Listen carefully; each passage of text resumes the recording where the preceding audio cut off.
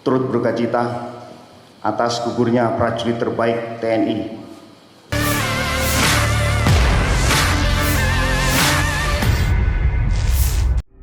Baku tembak terjadi antara tim gabungan operasi penyelamatan pilot Susi Air Kapten Philip Mark Mertens dengan kelompok separatis teroris di wilayah Mugimam, Kabupaten Duga, Papua Sabtu kemarin. Kontak senjata itu terjadi di saat tim dalam operasi penyelamatan Kapten Philip, namun diadang gerombolan KKB. Akibatnya satu prajurit dari Satgas Yonif R321 GT Pratu Miftahul Arifin gugur dalam kejadian.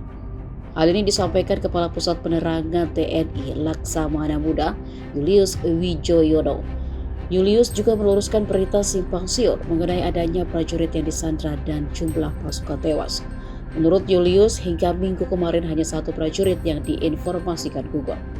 Pratu Miftahul dikabarkan jatuh ke jurang sedalam 15 meter ketika terjadi baku tembak. Saat rekannya hendak membantu, KKB menyerang kembali, alhasil Pratu Miftahul meninggal dunia.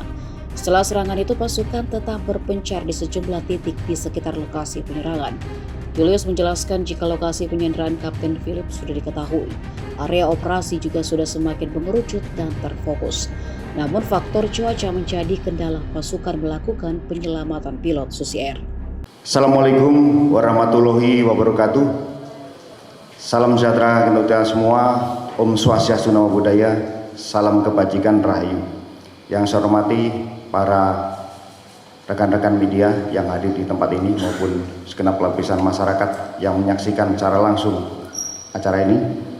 Pertama, Panglima TNI turut berdukacita atas gugurnya prajurit terbaik TNI atas nama Pratu Miftahul Arifin yang gugur pada tanggal 15 April 2023 pukul 16.30 waktu Indonesia bagian Timur.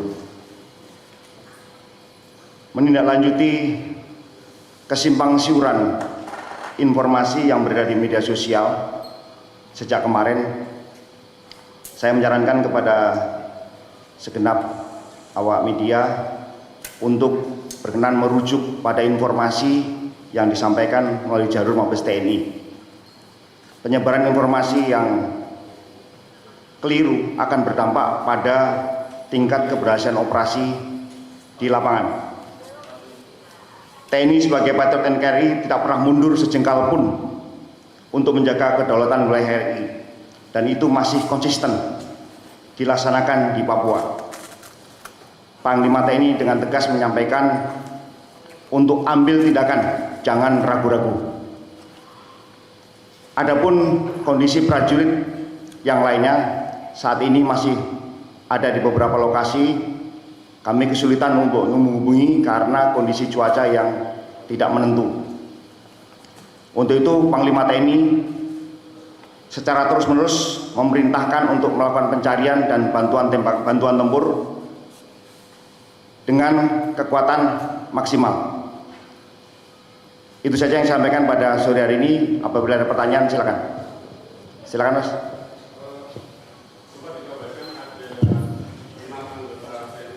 Gugur dalam serangan kemarin. Izin. Sempat ada kabar 6 anggota TNI gugur dalam serangan Sabtu sore kemarin. Apakah itu benar? Apakah itu bisa dikonfirmasi atau seperti apa yang sebenarnya terjadi?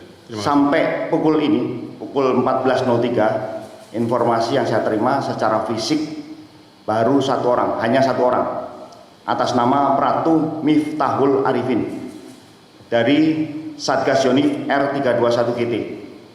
Jadi informasi yang lain belum kami dapatkan karena kesulitan untuk mencapai lokasi, baik dalam suasana karena cuaca yang tidak menentu. Jadi sekali lagi saya mohon kepada rekan-rekan media untuk mengacu pada informasi yang kami berikan, karena Panglima TNI selaku kodal utama dalam operasi ini, dan perintahnya sangat jelas, jangan ragu-ragu, ambil tindakan. Ada lagi? Ini kan kita tahu ini bukan kejadian pertama ya Pak di tahun 2023 ini. Bisa tolong dikonfirmasi Pak, hingga saat ini sudah berapa banyak rekan-rekan TNI yang gugur di dalam operasi ini? Itu pertama. Kedua, apa sih tindakan yang akan dilakukan ke depannya Pak? Karena ini kan bukan yang pertama Pak. Terima kasih.